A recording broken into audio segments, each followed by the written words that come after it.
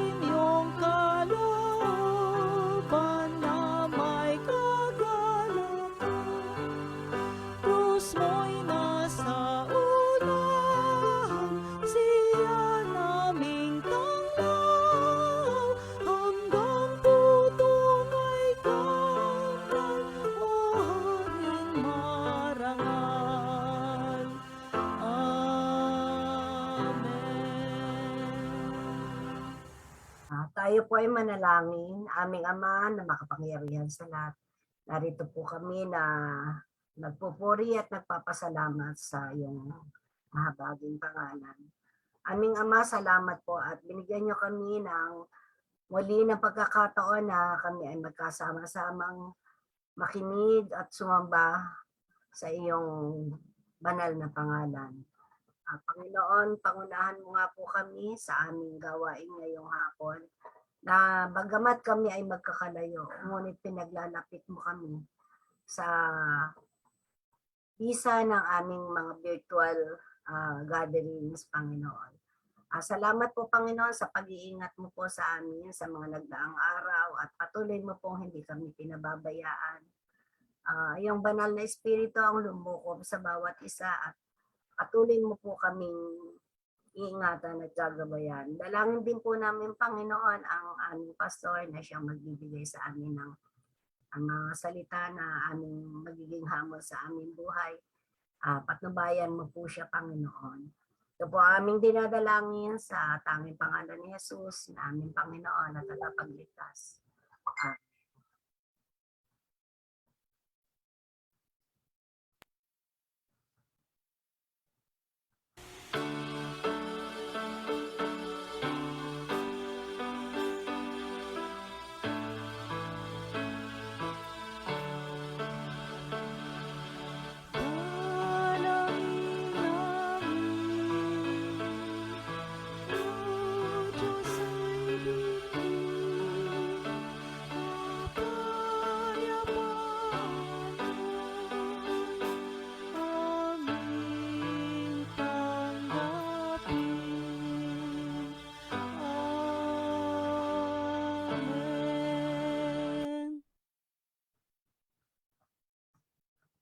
Pagbasa po ng ating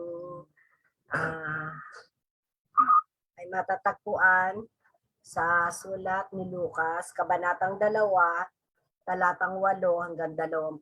Ganito po ang sinasabi. Doon ay may mga pastol na nasa parang at nagbabantay sa kanilang mga tupa ng gabing yon. Lumapit at tumayo sa kalagitnaan nila ang isang anghel ng Panginoon at nagliwanag sa kapaligiran nila ang nakasisilaw na kaluwalhatian ng Panginoon. Ganoon na lamang ang kanilang pagkatakot. Ngunit sinabi sa kanila ng anghel, "Huwag kayong matakot. Ako'y may dalang magandang balita para sa inyo na magdudulot ng malaking kagalakan sa lahat ng tao. Isinilang ngayon sa bayan ni David ang inyong tagapagligtas, ang Kristong Panginoon. Ito ang inyong palatandaan. Matatagpuan ninyo ang isang sanggol na nababalot ng lampin at nakahiga sa isang sabsaban." Bigla nilang nakitang kasama ng anghel ang isang malaking hukbo ng mga anghel sa kalangitan. Sila'y nagpupuri sa Diyos at umaawit. Papuri sa Diyos sa kaitasan at sa lupa ay kapayapaan sa mga taong kinalulugdan niya. Nang makaalis na ang mga anghel pabalik sa langit, ang mga pastol ay nag-usap-usap, "Tayo na sa Bethlehem, tingnan natin ang pangyayaring ito na ibinalita sa atin ng Panginoon." Nagmamadali silang pumaroon at natagpuan nila sila Maria at Jose at ang sanggol na nakahiga sa sabsaban. Isinalaysay ng mga pastol ang sinabi ng anghel tungkol sa sanggol. Namangha ang lahat ng nakarinig sa sinabi ng mga pastol. Tinandaan ni Maria mga bagay na ito at ito ay kanyang pinagbulay-bulayan. Umalis ang mga pastol na nagpupuri sa Diyos at nagpapahayag ng kanyang kadakilaan dahil sa lahat ng narinig nila at nakita ayon sa sinabi sa kanila ng anghel.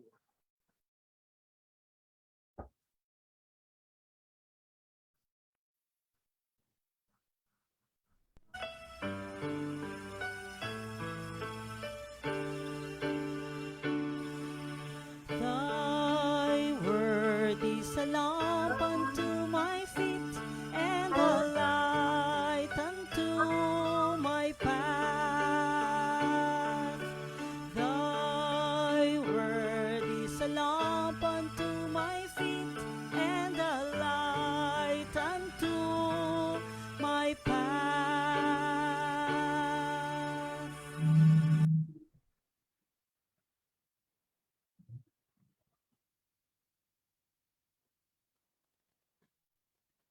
Okay, magandang hapon po sa kanilang lahat. Nawa ang patuloy na pag-ibig at pag-iingat ng Panginoon ang patuloy na sumaatin. Ngayon po ay pag-aralan natin ang mga pastol na kung saan sila ay may kinalaman din sa pagsilang ng ating Panginoong Hesus.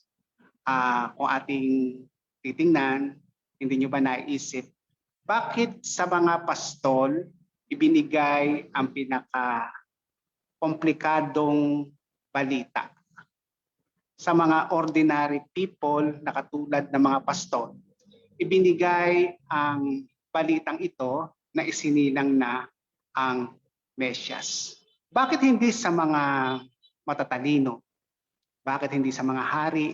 Bakit hindi sa mga may kapangyarihan Sa mga kilalang tao, bakit sa mga pastol? Bakit hindi sa mga eskriba at mga paraseyo? Bakit hindi sa mga saserdote na nagtuturo at nakakaalam ng banal na kasulatan, unang ipinahayag ang mabuting balita? Bakit sa mga pangkaraniwang pastol, the lowly people, shepherd, ibinigay ang pinaka extraordinary na balita? Kung ating titingnan, sino nga ba ang mga pastol? Kung mababasa natin sa Old Testament, sila yung mga tagapag-alaga, no, ng kawan. At dahil ito yung pangunahing hanap buhay nung unang panahon, maraming tao sa kanilang kapanahunan ang hinahire upang maging tagapag-alaga ng kawan o ng mga pastol. At tunay nga na ang pagpapastol ay isang mahirap na gawain. Hindi ito ang pagpapastol nung una trabaho ng mga nasa low level ng pamumuhay. Sila yung mga walang inaasahan, sila yung mga maliliit na tao. Kumbaga sa bagong kapanahunan, sila yung mga kumikita ng minimum wage, sila yung mga tao na kung saan ito lang yung kanilang pwedeng gawin upang mabuhay. Kaya nga ang pagpapastol nung unang panahon ay sa Old Testament, it's a noble work. Ito ay isang marangal na trabaho. Kaya nga maraming mga lalaki ng pananampalataya sa Biblia ang maraming kawan at maraming kinukuhang mga pastor upang mag-alaga ng kanilang mga tupa, ng kanilang mga kawan. At hindi natin maitatanggi na si Haring David ay isang pastol, na naging hari. At sa kapanahunan ni Jesus, nagpatuloy ang trabahong ito na kung saan ang pagpapastol pa rin ang pinaka-noble work. Sa kapanahunan ni Jesus na kung saan ay ito pa rin ang pangunahing hanap buhay ng mga maliliit at mga mabababang tao. Kaya lang, nadungisan ito ng mga nagdaang taon sa kapanahunan ni Jesus sapagkat ang mga pastol sa kapanahunan ni Jesus ay sila yung napagbibintangang mga bandido. Sila yung mga nanloloob sa mga manlalakbay, sila yung dahil sila ay marumi yung kanilang trabaho, bilang shepherd, hindi sila pwedeng pumunta sa templo o sumamba kasi nga sila ay tinuturing na unclean o tinatawag na marumi. Kaya nga ito yung kanilang kalalagayan, They are outcast dahil sa kanilang baba ng kanilang pamumuhay at sa kanilang trabaho bilang tagapag-alaga ng mga kawan.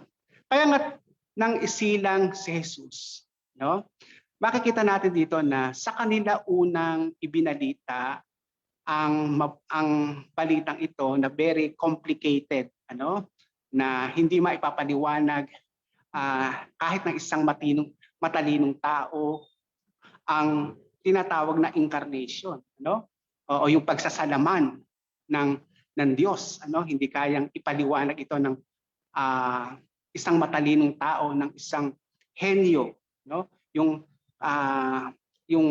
ginawa ng Panginoon na siya'y mula sa langit nagkatawang tao, nagsalaman, at ito yung pinakakomplikado, na extraordinary na balita na ibinalita para sa mga ordinaryong tao tulad ng mga pastol. Kaya nga, ano nga ba ang mga dahilan kung bakit sa kanila unang ipinahayag ang mabuting balita na ipinanganak na nga ang Mesyas? Una, marahil sila yung mga lowly people, sila yung mga mabababang tao. Dahil nga sa kanilang kalalagayan, sila ay walang inaasahan kundi ang Diyos. Para bang kung mawawala pa yung kanilang trabaho bilang mga pastol ay wala na silang ikabubuhay, wala na silang pag-asa sa buhay. Kaya nga para sa kanila, yung mabuting balita na ito na isinilang na yung tagapagligtas ay sa kanila unang ipinahayag. No? Kaya nga alam ng Panginoon na ang mga taong ito na mga pastol ay nangangailangan ng pag-asa. Wala na silang inaasahan eh. Sila yung pinakamahirap, pinakamababang klase ng tao. Kaya nga ang tanging pag-asa na lamang nila ay yung inaasahan nila na bibigyan sila ng tagapagligtas na walang iba kundi ang Mesyas, na walang iba kundi si Jesus. Dahil sa kanilang kalalagayan bilang mga pastol, ang sabi ng anghel sa kanila ay, fear not, huwag kayong matakot. Makita natin dito na ito yung bati ng anghel sa kanila upang alisin sa kanila yung kabagabaga ng buhay.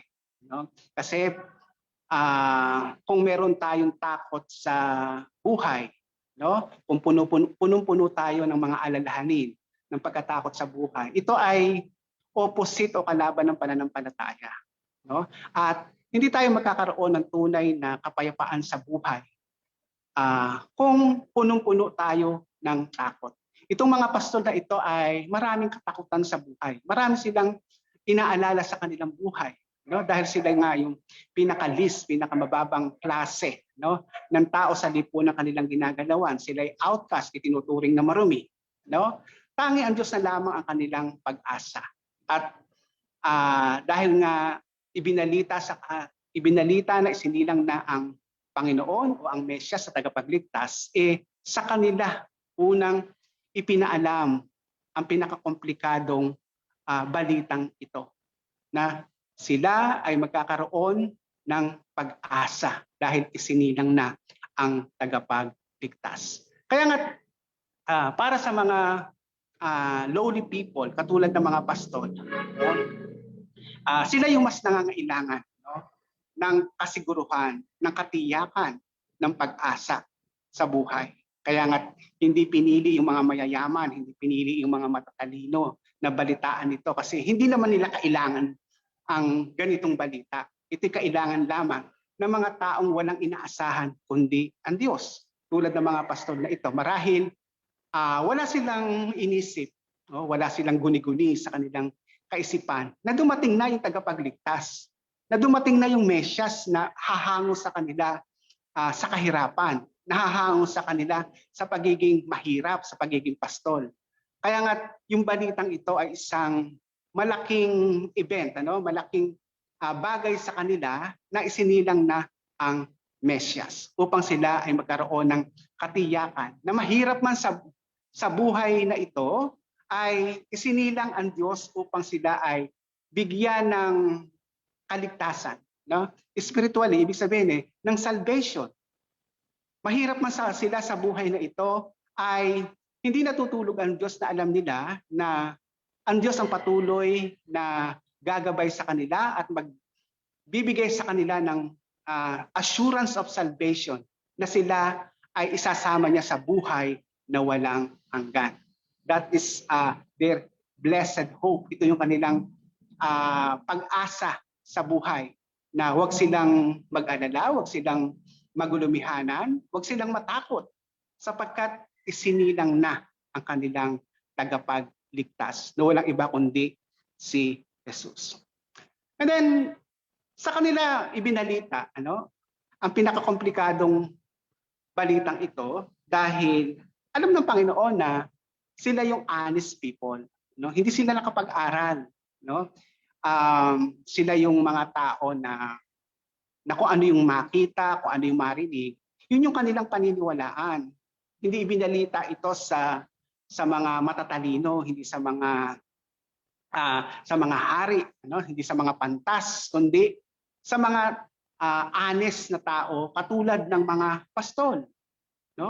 Kaya nga't makita natin dito na kung ibabalita nila na nagpakita sa kanila ang anghel at ang hukbo ng mga anghel, sino yung maniniwala sa kanila?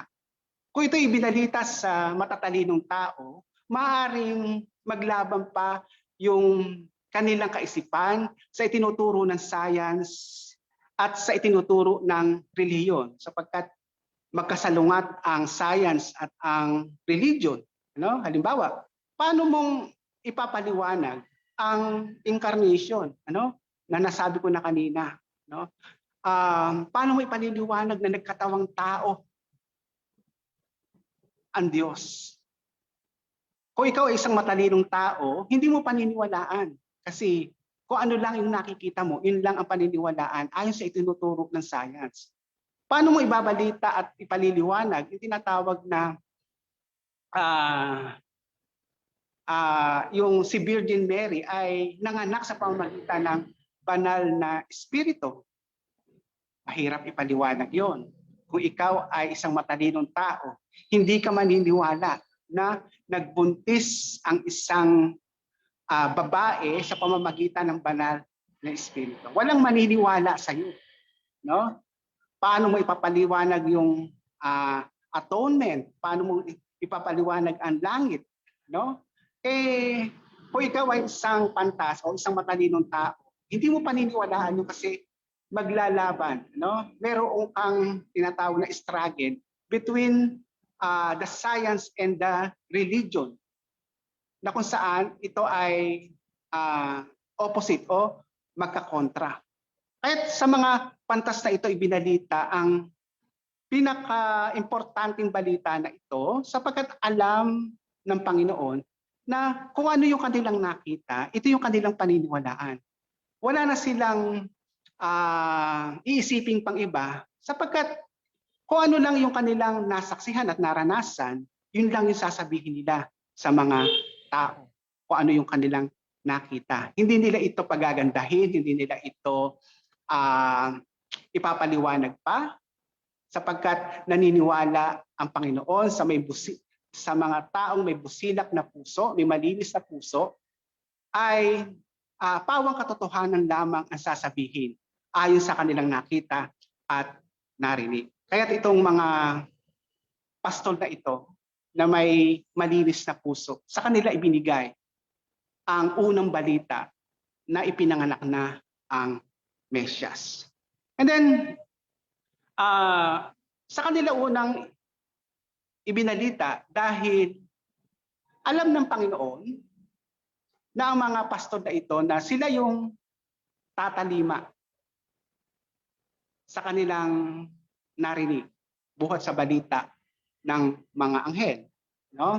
Sabi doon sa text ng ating pinagbatayan tayo na, halina at pumunta na tayo sa Bethlehem kung saan isinilang si Jesus. Pagkatapos na nilang marinig ito, tumalima agad sila. Ano? Makita natin dito yung kanilang eagerness, no? Na ibalita yung kanilang nakita at nasaksihan. Hindi sila nakapaghintay kasi nagbabantay sila ng kanilang kawan. Kung iiwanan nila yon, isang malaking kaparusahan para sa kanila na nagbabantay kung mawawala yung mga tupa. Ano? Pero dahil sa kanilang narinig, dahil sa mabuting balita, parang ito na yung priority ng kanilang buhay. No?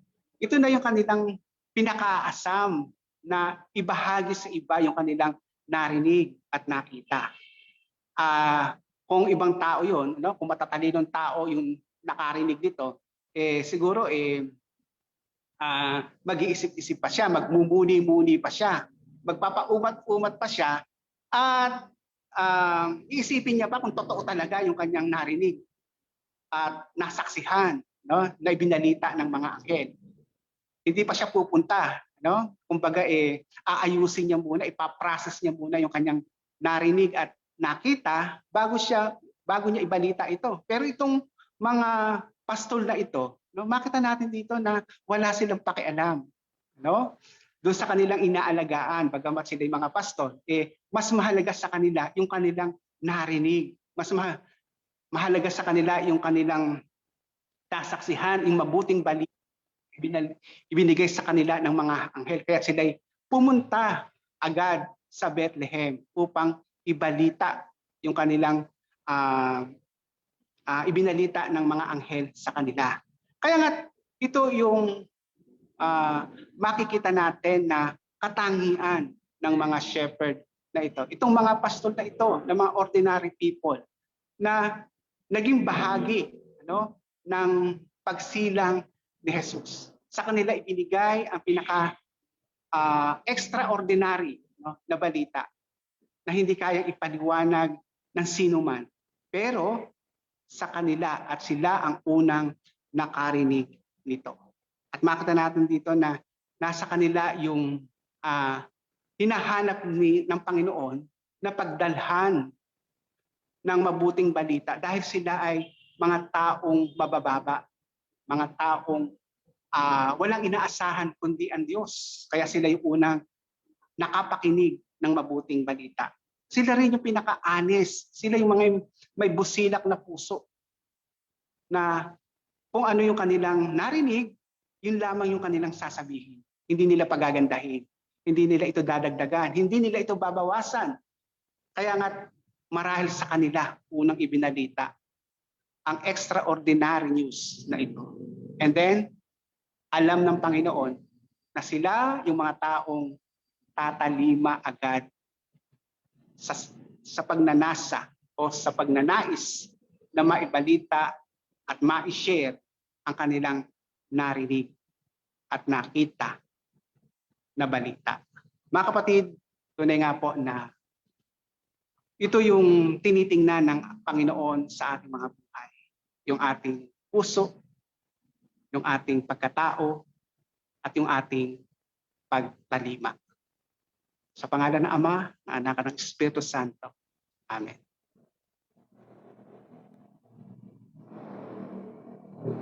Tayo po ngayon ay nasa panahon ng paghahandog.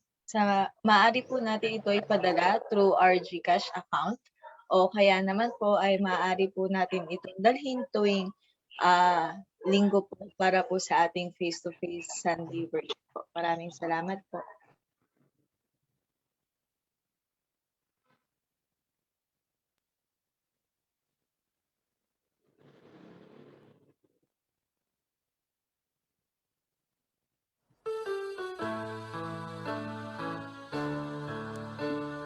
We bring the sacrifice of praise into the house of the Lord. We bring the sacrifice of praise into the house of the Lord. And we offer up to you the sacrifices of thanksgiving. And we offer up to you the sacrifices of joy. Dakilang Diyos, salamat po sa mga pagpapalang ito na muli namin ipinagkakaloob sa iyo. Through GCash, alam namin Panginoon na ito'y bahagi na aming tinatangkilik na muli namang ipinagkakaloob sa iyo. Tunay nga po Panginoon na tanggapin niyo ito basbasan sa ikalalago ng iyong gawain at ng iyong misyon. Amen.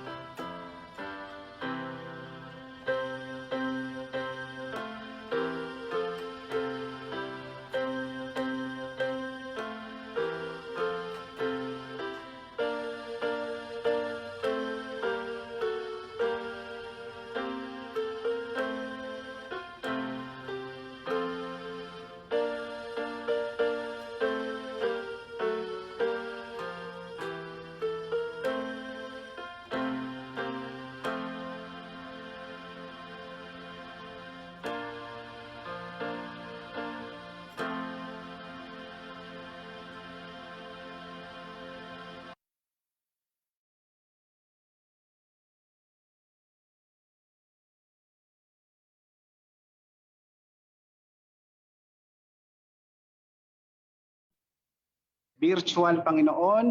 Hindi kami magkakasama-sama, pero pinag-iisa mo kami, Panginoon, sa Espiritu at katotohanan. Salamat po sa iyong mensahe sa aming mga buhay. Natunay nga po, Panginoon, na ikaw ang Diyos ang nagbigay sa amin ng mabuting balita na isinilang na ang aming tagapagligtas. Salamat po sa kahulugan ng Pasko na minsan ay naalala namin, Panginoon, ang dakilang pag-ibig sa bawat isa na ibinigay mo ang iyong bugtong na anak upang magkaroon kami ng buhay na walang hanggan. Ito yung dahilan, Panginoon, kung bakit ikaw ay nagsalaman at nagkatawang tao upang kami ay iligtas. Salamat po, Panginoon, sapagkat ikay tumitingin sa puso ng iyong mga anak. Natunay nga po na ito ang nakikita mo at basa mo yung laman ng aming mga puso. At tunay nga po, Panginoon, na wala kaming maitatago sa iyo. Bigyan mo kami ng isang pusong malinis, isang pusong dalisay, isang pusong wagas, Panginoon, upang ikay makapaghari sa aming mga buhay upang maranasan namin ang tunay na kapayapaan ng buhay. Salamat po, Panginoon, sa iyong probisyon, sa iyong pag-ibig sa bawat isa. Natunay nga po na hindi niyo kami pinagkukulang. Dinadalain ko ang iyong mga anak, nasa kanilang mga tahanan, nakikinig, nanonood. Tunay nga po na pakapuspusin niyo nga po sila. At anuman ang kanilang ginagawa, nasa man sila, ang patuloy na pag-iingat mo, ang patuloy na kagalingan mo, ang patuloy na sumaamin. Kaya di sa mga kapatid namin, Panginoon, na nasa balik ng karamdaman, si Kanene, tunay nga po na patuloy niyo siyang pagalingin, ipuin niyo nga po siya ng mapapalang kamay upang maranasan niya ang ganap na kagalingan. Pagpalain niyo nga po ang bawat isa sa pangalan ni Jesus. Amen.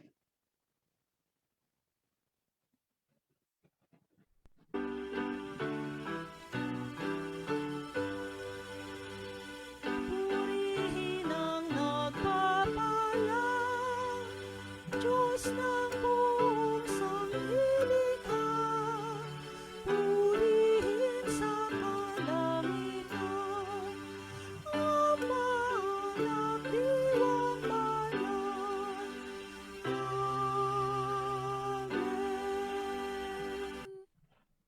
Amen. At ngayon, tanggapin natin masaganang habag, pagpapala, pag-ibig ng Diyos Ama, ang patuloy na pakikipisan, pagtuturot kaaliwan ng banal na Espiritu sa ating kalagitnaan, at ang patuloy na pagliligtas sa Jesucristo na ating Panginoon, mula pa ng una, ngayon at magpakailanman. Amen.